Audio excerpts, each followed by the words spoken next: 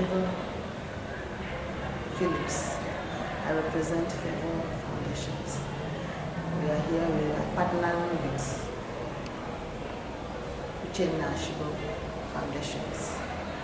And we are here to do cervical cancer screening. And in this team we have my big Oga, Mrs. Uncle, and Mrs. Pius Margaret. Cervical cancer screening is mainly for women of childbearing age, between the ages of 20 and 59. And we discovered that these days many women are dying of cancer, and cancer, before one will know that I have cancer, is already getting to the terminal stage. And so we decided that we should make this campaign for women to be aware that they need to get themselves screened for cancer, and any case that is positive, we now refer them for early treatment. Because we discovered that the solution to cancer is early detection and then treatment. Because by the time you get to the terminal stage, there is no known cure for cancer. And that is why we have come to create the awareness in this community of Ogijo today. Thank you. Okay, so yes, the breast cancer is that that one is easily noticeable, because the woman will notice that she has breast cancer on her own, maybe by palpating the breast and just feel a lump, and then you go for various tests. But cervical cancer, you may not know. You may not know. Some women feel pains in the lower abdomen, they take it for a normal pain. Or some women, when they meet with their spouses and they feel pain, they take it as normal pain. And so it is not easily detected until, because the cervix is internal, until it is visualized. Nobody will be able to know that I have cervical cancer.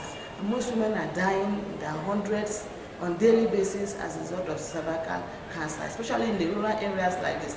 And they were attributed to witchcraft, unknown to them that it is cervical cancer. okay, I know you as the pioneer for Favor Foundation, yes. But you're now partnering with MOA Foundation. Yes. How did you come about it?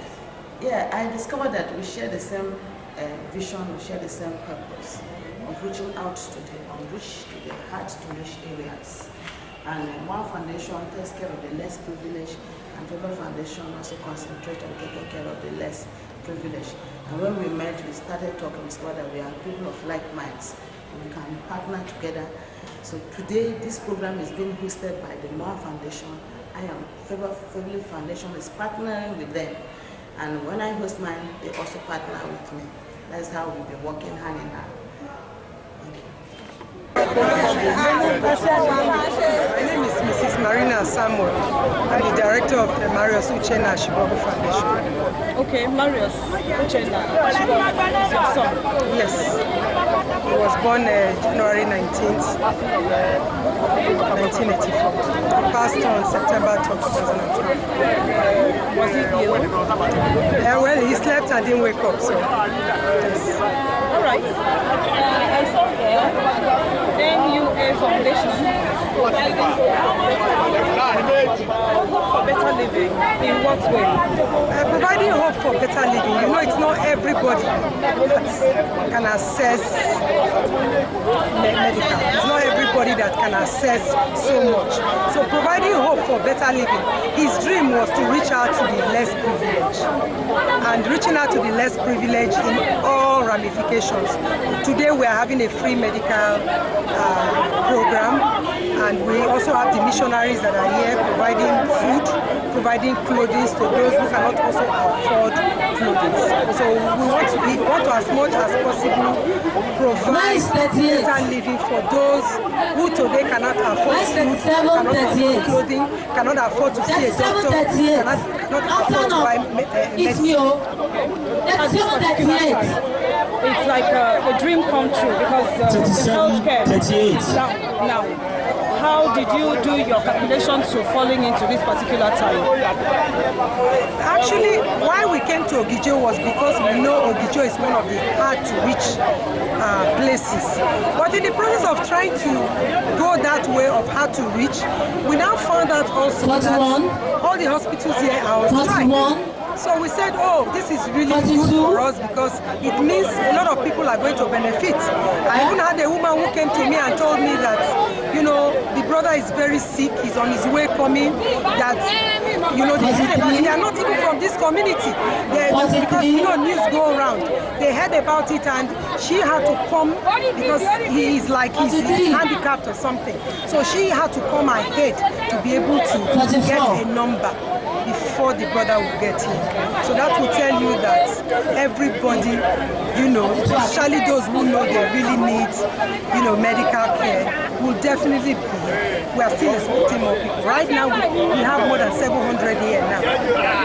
I noticed that you partner with a lot of people. There's the one that cares for the, you know, with the clothing things. I noticed another banner there, you know, that's your partner. How do you come to, you know, working as a team? You know, the foundation, you cannot do it alone. As much as possible, you meet the orphanage. There are the orphanage homes, there are the missionaries. There are other people too who have their own dream. We have our other partner here too, who also is into hepatitis. So, as much as possible, you know, we all come together because I am having mine today, they are with me. They could be having their own tomorrow, I'll be with them. So, we all have different objectives and different missions and visions. Okay. So how do you get together? Mostly the drugs. You're giving out the drugs free. Yes. How do you know, source for that?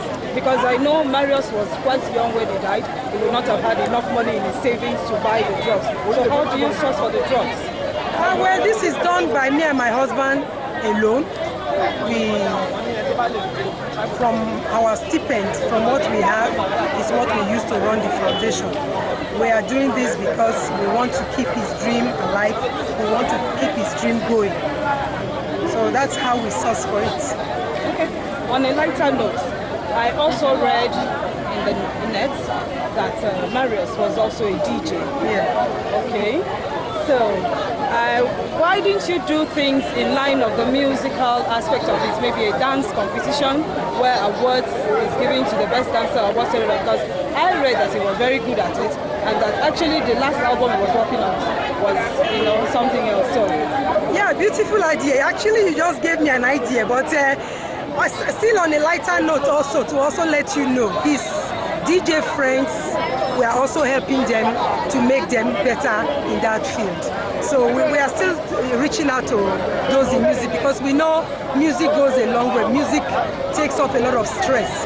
And even as a doctor, he was a DJ. And I would look into what you have suggested. It's actually a beautiful one. Maybe someday we'll have a competition, invite people, and the best dancer will, you know, be helped to grow their music, love for music and desire. all right. Instead of taking much of your time, can you take us around the various units and then you explain to us what is going on? All right. Thank you. This is the missionary stand. As you can see, they are giving out free clothing to those who need the clothes. They are also giving out indomie.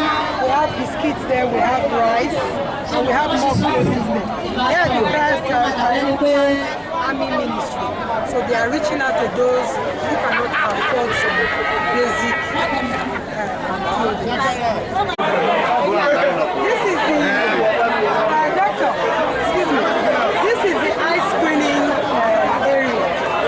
So they screen them to see how they feel. They ask them questions, and if need be, for them to be given glasses.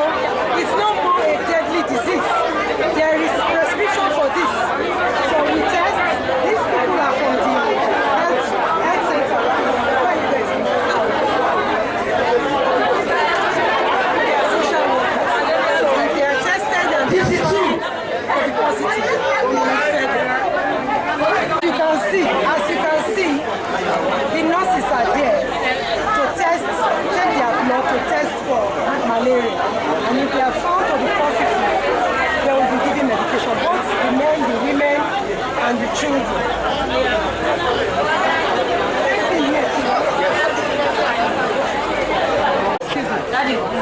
Here is the stand for testing for sugar. So to check if their sugar is elevated. As we all know, diabetes kills. So but if you find out your blood sugar is high, you can be treated, and that will help to bring it down and life can be saved. The day is for them to test for diabetes. This is where they take their blood pressure. Assess if their blood pressure is high. This will determine if they have high blood pressure, and if they do have high blood pressure, they will be given prescription when they see the doctor to take medicine. And then this is the starting point. Therefore,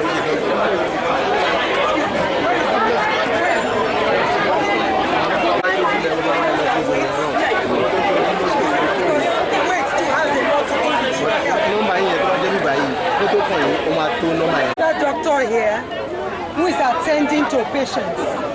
So I think after they have weighed and they have tested, they come to see the doctor.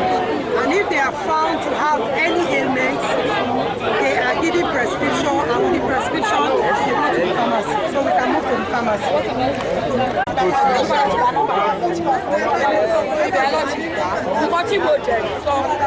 This is the pharmacy. So this is the pharmacy. You can see the drugs on the table. So after getting their prescription, they come here to pick their drugs.